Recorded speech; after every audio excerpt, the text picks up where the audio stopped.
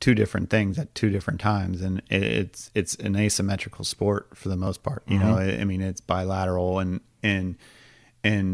you almost are thinking of, you know, like, I think probably anyone who has designed golf footwear, you know, is like, hey, should we design the left different than the right? But then what about like a left-hander? You know, like you can't, you know, just be. Yeah, the accountants are going to get in there and say, okay, how are we going to carry?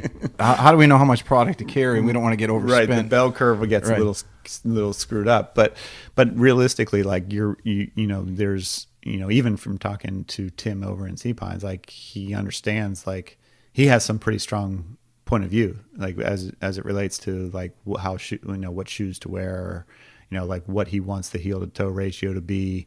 And because it impacts, it definitely impacts, you know, like it'll impact like your performance, and having worked with athletes before, like everyone's foot's different, you know, so like what may work for you may not work for, you know, your twin brother, you know, like the anatomy is enough to even just if it's a, you know, a millimeter or a micron might shift it that much.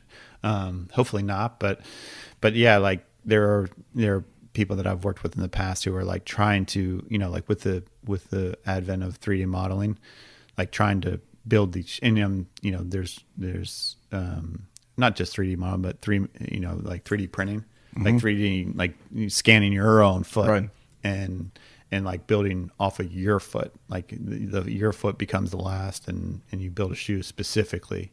Do you think that's where maybe shoe design, or not sales, but companies are going to gravitate towards? I think the majority of companies are racing toward that for sure. I mean,